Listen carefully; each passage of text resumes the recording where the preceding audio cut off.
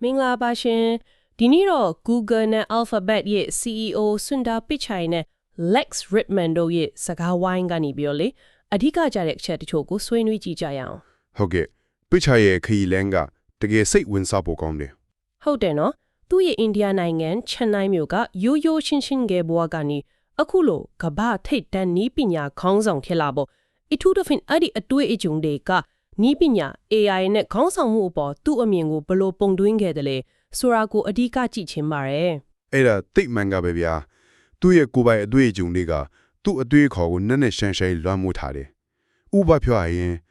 လေအိမ်မှာတယ်လီဖုန်းတစ်လုံးရဖို့9နှစ်ဆောင်ခဲ့ရတာမျိုးပေါ့9နှစ်တောင်ဟုတ်တယ်ပြီးတော့ရေပူးဆိုတာကိုစိန်ခံပစ္စည်းတစ်ခုလိုတန်ဖိုးထားခဲ့ရတာလေအဲ့ဒီလိုအခြေအနေတွေကနေနီးပညာကလူတွေရဲ့ဘဝကိုဘလောက်ကောင်းအောင်ပြောင်းလဲပေးနိုင်တယ်လဲဆိုတဲ့ယုံကြည်ချက်ကသူ့စီမှာဆွဲသွားတာအဲ့ဒါသူ့ရဲ့ကောင်းမြင်စိတ်ရဲ့အခြေခံပဲလို့ပြောလို့ရတယ်အဲ့ဒီကောင်းမြင်စိတ်က AI အပေါ်သူ့ရဲ့သုံးသက်ချက်မှာပို့ပြီးထင်ရှားလာတယ်နော်သူက AI ကိုမီဒါမှမဟုတ် lesson ချက်ပို့ပြီးနှဆိုင်တဲ့အနည်းပညာလို့ပြောခဲ့တာတော်တော်လေး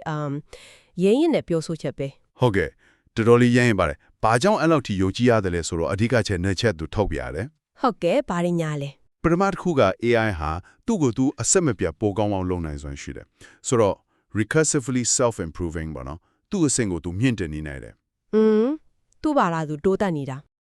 ဟုတ်တယ်ဒုတိယချက်က AI ကလူသားတွေရဲ့ဖန်တီးနိုင်စွမ်းကိုအများကြီးအရှိန်မြင့်ပေးနိုင်တယ်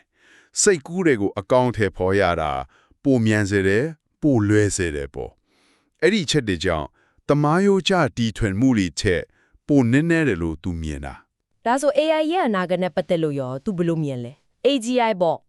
Artificial General Intelligence အဲ့ဒါဘယ်တော့လောက်ရောက်မယ်ထင်လဲပြီးတော့လူဒီစိုးရိမ်နေကြတဲ့ P-Doom လို့ကိစ္စတွေရောသူကတော့ AGI ကို2030ပြည့်နှစ်နောက်ပိုင်းနဲ့ရောက်မယ်လို့ခန့်မှန်းထားတယ်ဗျာဒါပေမဲ့အဲ့ဒီမတိုင်ခင်မှာကိုပဲ AI တိုးတက်မှုတွေကအကြီးကြီးဖြစ်နေလောက်ပြီးတော့ဆိုတယ်ဟုတ်ကဲ့အဲ့ဒီ P-Doom လူသားမျိုးနွယ်ပြတ်သွန်းနိုင်ချေဆိုတာကိုတော့သူလည်းစိုးရိမ်မှုတော့ရှိတယ်လုံးဝမရှိတာတော့မဟုတ်ဘူးဒါပေမဲ့သူ့ရဲ့အကောင်းမြင်စိတ်ကဒီနေရာမှာပြန့်ဝင်လာတယ်ဘယ်လိုမျိုးလဲယူသားတွေကလေကြီးမားတဲ့ဘုံအန်တဲ့ရဲ့ကြုံလာရင်အတူတကွရင်ဆိုင်ဖြည့်ရှင်းတတ်တဲ့သဘာဝရှိတယ်လေအဲ့ဒီသမိုင်းကြောင်းကိုသူယုံကြည်တယ်ဆိုတော့ဒီ AI စင်ခေါ်မှုကိုလည်းကြော်လွှားနိုင်မှာပါဆိုတဲ့မျှော်လင့်ချက်ပေါ့ပြီးတော့သူက AI ကိုယ်တိုင်ကတခြားကမ္ဘာလုံးဆိုင်ရာပြဿနာကြီးတွေဥပမာရာသီဥတုပြောင်းလဲမှုလိုဟာတွေကိုဖြေရှင်းဖို့အဓိကကိရိယာဖြစ်လာနိုင်တယ်ဆိုတဲ့ဘက်ကိုပို့ပြီးအလေးပေးပြောသွားတယ်ဟုတ်ကဲ့အဲ့ဒီဟန်ချက်ကစိတ်ဝင်စားစရာပဲတစ်ဖက်မှာအန်ဒီကိုတတိထားရင်တစ်ဖက်မှာအခွင့်အလမ်းကိုအကောင်းမြင်တာပေါ့နော်နီးပညာပြင်သူရဲ့ခေါင်းဆောင်မှုပုံစံကိုကြည့်ရင်ရော Google Brain နဲ့ Deep Mind ပေါက်လိုက်တာမျိုးကအကြီးကြီးပဲလေဟုတ်တယ်အကြီးပဲအဲ့လိုဆုံးဖြတ်ချက်တွေပြီးတော့အပြင်ကဝေဖန်မှုတွေသူက Google ကိုမဥဆောင်နိုင်ဘူးဆိုတာမျိုးတွေကိုသူဘလို့ကြော်ဖြတ်ခဲ့လဲအဲ့ဒီမှာသူ့ရဲ့ခေါင်းဆောင်မှုဒါသနာကပေါ်လာတာပဲဗျာသူကအရေးမကြီးတဲ့စွညံတန်တွေ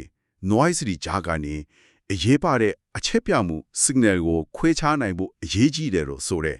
noise နဲ့ signal ခွဲတာဟုတ်တယ် brain နဲ့ deep mind ပေါင်းတာမျိုးကရေတော့မှဝေဖန်ခံရနိုင်တယ်ဒါပေမဲ့ရေရှည်မှာဒါကအထော်ရရှိသူအမှန်ကန်ဆုံးလို့ယုံကြည်ရင်ပြက်ပြက်သားသားလုံရရမယ်ပြီးတော့အဲ့ဒီလမ်းကြောင်းပေါ်လူအလုံးပါလောင်စီယုံရမယ်အဲ့ဒါသူ့ရဲ့ style ပဲအေးဆေးတဲ့ပုံစံနဲ့မတူဘူးနော်တကယ်တမ်းကျပြက်သားတယ်လို့အဲ့ရင်ပြက်သားရတာပေါ့ခေါင်းဆောင်ဆိုအဲ့လိုပဲလေနောက်ဆုံးသူပေးတော့တဲ့အကြံဉာဏ်လေးတွေကလည်းတကယ်လက်တွေ့ကျတယ်လို့ကျမတို့မြင်တယ်ကိုတကယ်စိတ်ဝင်စားတာကိုလိုက်လို့ဟိုကိုထက်တော်တဲ့သူတွေနဲ့အလို့လို့ဟိုစိန်ခေါ်မှုရှိရဲ့အခြေအနေတွေကိုတွန်းဖို့ဟိုဆိုတာတွေပေါ့ဟုတ်ပါတယ်အထူးသဖြင့်ကိုထက်တော်တဲ့သူတွေနဲ့ဝိုင်းရန်ထားဖို့ဆိုတာလေအဲ့ဒါကကိုယ့်ကိုအမြဲတမ်းသင်ယူနေစေတယ်တိုးတက်နေစေတယ်အဲ့ဒါသူ့ကိုယ်တိုင်လည်းလက်တွေ့လုပ်ခဲ့ပုံပဲသူရဲ့နှိမ်ချမှုနဲ့သင်ယူလို့စိတ်ကိုပြတာပေါ့ဟုတ်ကဲ့သူပြောသလိုပဲကိုလုတ်ခဲ့လို့ကိုတကယ်ချင်းရင်အကောင်းဆုံးကသူ့လိုထစ်လာတတ်တယ်ဆိုတာမျိုးကဲဒါဆိုဒီနေ့ဆွေးနွေးကြတာတွေကိုပြန်ချွတ်ပြရင်စွန်ဒိုင်ပီချောရဲ့နီးပညာပေါ်အကောင်းမြင်စိတ်ကသူ့ရဲ့ငယ်ဘဝအတွေ့အကြုံတွေမှာအခြေခံတယ် AI ကိုလူသားမျိုးနွယ်အတွက်အချီးမဆုံးအပြောင်းလဲဖြစ်စေမဲ့နီးပညာအဖြစ်ရှုမြင်တယ်ဒါပေမဲ့စိန်ခေါ်မှုတွေကိုလည်းမျက်ခြေမပြတ်ဘူးဟုတ်ပါတယ်ပြီးတော့ရှုပ်ထွေးတဲ့အခြေအနေတွေမှာခေါင်းဆောင်တယောက်အနေနဲ့ဘလို့ဟန်ချက်နီရှေ့ဆက်ရတယ်လဲဆိုတဲ့သူ့ရဲ့တွင်းမြင်တွေကတကယ်ပဲတောင်းဖို့ရှိပါတယ်အဆုံးသတ်အနေနဲ့နားဆင်သူတွေအတွက်စဉ်းစားစရာလေးတစ်ခုထားခဲ့ရင်လည်းဗျာပ ချာရီက AI ဟာလူသားတွေရဲ့ဖန်တီးနိုင်စွမ်းကိုအကြီးကျယ်ပွင့်လန်းစေနေကမ္ဘာပြဿနာကြီးတွေဖြေရှင်းဖို့ကူညီလိမ့်မယ်လို့ယုံကြည်နေတယ် ဟုတ်ကဲ့ မရေရာမှုတွေဆွေးနွေးမှုတွေရှိနေပေမဲ့ပေါ့နော်ဒီလိုအလားအလာတွေကိုကိုယ့်ရဲ့နေ့စဉ်ဘဝမှာဖြစ်ဖြစ်ကိုယ့်ရဲ့လုပ်ငန်းခွင်မှာဖြစ်ဖြစ်ဘလို့အသေးစားလေးတွေကနေစပြီးအသုံးချကြည့်လို့ရမလဲ